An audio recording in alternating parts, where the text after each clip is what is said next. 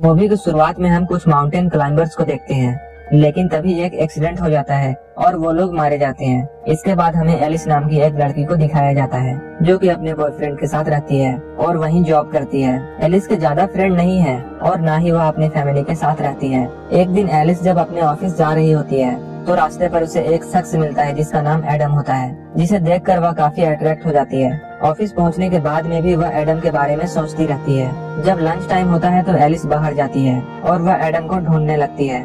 Adam वहीं पर पास में ही गया था, इसलिए वह एडम को ढूंढ लेती है। लेकिन तभी एडम देख लेता है कि वह उस पर नजर रख रही है। उसके बाद एडम एक टैक्सी मंगवाता है। वह एडम को इतना पसंद करने लगी थी कि वह एडम के साथ चल देती है।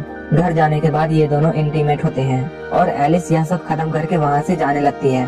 तब एडम उसे कहता है कि तुम कल फिर से आना, लेकिन एलिस कुछ नहीं बोलती है और एलिस को यह सब करने के बाद गिल्टी फील होता है और वह सोचती है कि वह अपने बॉयफ्रेंड को धोखा दे रही है और अब वह एडम को भुलाना चाहती है। लेकिन बार बार उसके ख्याल में एडम आ जाता था। वह एडम को भुलाने के लिए अपने बॉयफ्रेंड के साथ इंटीमेट भी होती है, लेकिन उसका बॉयफ्रेंड ज्यादा कुछ नहीं कर पाता था। और अगले ही दिन एलिस को बुक स्टोर पर रखी एक बुक मिलती है जो कि एडम के बारे में होती है, जिसमें बताया गया था कि एडम ने माउंटेन एक्सीडेंट में 6 लोगों की जान बचाई थी।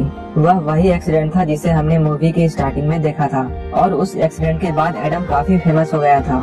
यह देखकर एलिस काफी खुश होती है और वह फिर से एडम के पास पहुंच जाती है, जहां फिर से वह उसके साथ इंटीमेट होती है। यहाँ पर एलिस एडम से उस एक्सीडेंट के बारे में पूछती है। तब एडम उसे बताता है कि वह एक्सीडेंट काफी खतरनाक था और उसी एक्सीडेंट में उसकी गर्लफ्रेंड भी मारी गई। और यह सब सुनकर एलिस को भी उसके लिए काफी बुरा लगता है और घर जाने के बाद एलिस अब अपने बॉयफ्रेंड से ब्रेकअप कर लेती है, क्योंकि अब उसे एडम के साथ रहना था। और तब वह अपने बॉयफ्रेंड के घर से निकलकर एडम के घर पर पहुंच जाती है, लेकिन वह देखती है कि वहाँ पर पहले से ही एक लड़की थी। तब एलिस सोचती है कि शायद यह लड़की एडम की गर्लफ्रेंड होगी और एडम उसे धोखा दे रहा है। लेकिन तभी वह लड़की बताती है कि वह एडम की बहन है और जब एलिस यह सुनती है तब उसे एडम पर विश्वास हो जाता है। तब एडम की बहन, जिसका नाम डेब्रा है, वह उसे बताती है कि यह घर मेरा ही है। मैं कुछ दिन के लिए बाहर गई थी, इसलिए एडम इस घर पर रह रहा था। और तब डेब्रा एलिस को एडम के घर का पता देकर वहाँ से भेज देती है और अब वह एडम के घर पर पहुँच जाती है। जब वह एडम के घर पहुँचती है तो एडम उस वक्त घर पर नहीं होता है। कुछ देर बाद एडम अपने घर आता है और जब वह एलिस को देखता है तो काफी खुश हो जाता है। दोनों रात में फिर से इंटीमेट होते हैं और अगली सुबह एलिस को उसकी फ्रेंड मिलती है।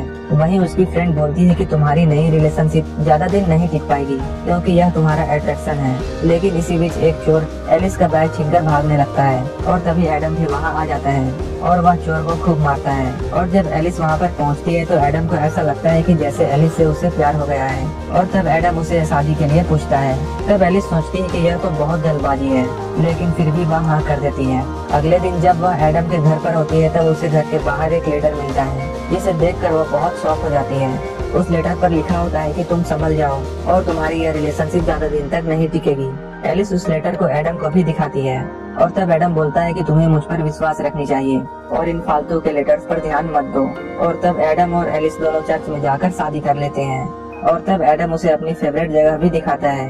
वह दोनों एक स्टैचू के पास पहुंचते हैं और तभी ये लोग वहां पर बहुत मस्ती करते हैं और एडम वहां एलिस की बहुत सी फोटोज लेता है ताकि उसके पास इस खुशी की निशानी रहे। और तब ये लोग जंगल के रास्ते एक रिवर तक पहुंच जाते हैं, जहां पर एक घर होता है। उस घर में ये दोनों रात भर रुकते हैं और इंटीमेट होते हैं। एलिस जब अपने घर वापस आती है तो उसे फिर से एक लेटर मिलता है, जिसमें लिखा होता है कि एडम से शादी करना तुम्हारी एक भूल थी। वह लेटर पढ़कर एलिस को ऐसा लगता है कि उसका एक्स बॉयफ्रेंड ये सब कर रहा है। वहीं दूसरी ओर एक दिन एडम अपने दोस्तों को शादी की पार्टी दे रहा होता है और वहाँ एलिस को भी साथ लेकर जाता है, लेकिन पार्टी में एलिस बोर हो रही थी। एलिस की बहन डेब्रा भी वहाँ होती है और तब एलिस उससे बात करने लगती है। डेब्रा एलिस को एक नेकलेस भी गिफ्ट करती है जो कि एलिस को काफी पसंद आता है। इसके बाद एलिस अपनी नॉर्मल जिंदगी गुजारने लगती है और तभी उसे एक रिपोर्टर का कॉल आता है और वह रिपोर्टर बताती है कि जब उसने एडम की स्टोरी पब्लिश की थी तब उसके पास भी एक लेटर आया था और वह लेटर एक लड़की की थी जो कि बोल रही थी एडम ने उसके साथ गलत किया है। और तब एलिस उस लड़की का एड्रेस लेकर उस लड़की से मिलती है और तब वह लड़की बताती है कि वह एक रिपोर्टर है और उसने एडम का इंटरव्यू लिया था। उसकी एडम के साथ दोस्ती भी थी। वो दोनों एक रात पार्टी में गए थे। तब एडम उसके साथ इंटीमेट होना चाहता था, लेकिन उसने मना कर दिया और तब एडम ने जबरदस्ती उसके साथ गलत किया। यह सब सुनकर एलिस को कुछ भी समझ में नहीं आता है और तब एलिस वहाँ से घर आ जाती है और वह हर वक्त सोचती रहती है कि उसने कहीं जल्दबाजी तो नहीं कर दी। क्योंकि वह एडम के बारे में अब तक कुछ भी नहीं जानती। उसी वक्त एलिस को एडम के रूम में एक ड्रॉवर दिखाई देता है। जब वह उस ड्रॉवर को खोलती है तो उसमें काफी सारे लेटर्स मिलते हैं। उन्हीं में से एक लेटर को पढ़ती है जो कि एक लड़की का था। इसमें लिखा होता है कि मैं अब तुम्हारे साथ नहीं रह सकती क्योंकि जो तुम मेरे साथ करते हो वह बहुत ही अजीब है। लेकिन उसी वक्त एडम वहाँ आ जाता है जिसे एलिस पर शक होता है। एडम एलिस को पूछता है कि वह लंच के वक्त ऑफिस पर नहीं थी, उसने कॉल किया था। और तब एलिस बताती है कि वह एक मीटिंग में गई थी। एडम कई सारे सवाल करता है। इसी बीच उसका एक फ्रेंड वहाँ आ जाता है और एडम उसके साथ बाहर चला जाता है। एडम के जाने के बाद एलिस फिर से वह लेटर को पढ़ने लगती है जिस पर उस लड़की का एड्रेस भी लिखा होता है। एलिस उस लड़की के घर पर पहुँच जाती है, लेकिन घर पर उस लड़की के बजाय उसकी मॉम होती है। उस लड़की की मॉम एलिस को बताती है कि वह लड़की 7-8 महीने से घर वापस नहीं आई है। उस लड़की की माँ एलिस को बताती है कि उसकी शादी हो गई थी और इसलिए वह एडम से ब्रेकअप करना चाहती थी। लेकिन इसी बीच एलिस को उस लड़की की फोटो दिखाई देती है जो कि उसी स्टैचू के पास कैप्चर की गई थी जहाँ पर एडम ने एलिस की फोटो कैप्चर की थी। तब एलिस सोचती है कि एडम और वो लड़की काफी क्लोज थे, इसलिए शायद एडम ने ही उस लड़की को गायब किया होगा। एलिस के घर पहुँचने के बाद एडम वहाँ आ जाता है। एडम वहाँ आकर एलिस से पूछता है कि तुम कुछ छुपा रही हो। एलिस उसे बताती है कि तुम्हारे सारे लेटर मैंने देख लिए हैं।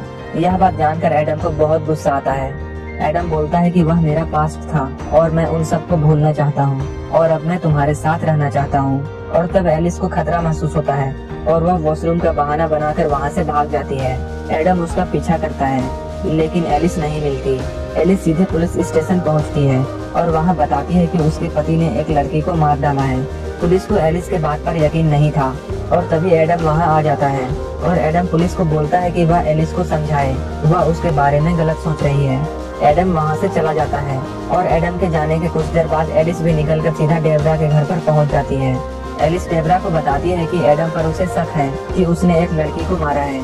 तब डेब्रा एलिस से कहती है कि उसे भी ऐसा लगता था जैसे एडम कुछ गलत कर रहा है, इसलिए मैं ही तुम्हें वो लेटर भेजती थी ताकि तुम बच सको। एलिस को शक था कि उस लड़की की डेड बॉडी स्टैचू के पास हो सकती है और तब वह डेब्रा के साथ वहां जाने लगती है। वहां पहुंचने के बाद वो लोग खोदने लगते हैं। थोड़ा खोदने के बाद उन्हें डेड बॉडी मिल जाती है।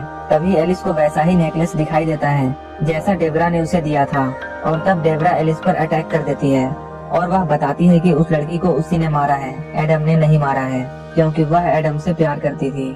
इसलिए वह एडम के करीब किसी भी लड़की को नहीं आने देती है और वह बचपन में एडम के साथ इंटीमेट भी होती थी।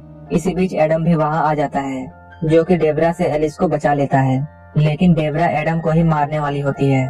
यह सब देख एलिस वहाँ पड़ी फ्लेयर गन से डेब्रा को शूट कर देती है। लेकिन अब एलिस को ऐसा लगता है जैसे इन सब के बाद वह एडम के साथ नहीं रह सकती है और वह उससे अलग हो जाती है और मूवी यहीं पर खत्म हो जाती है।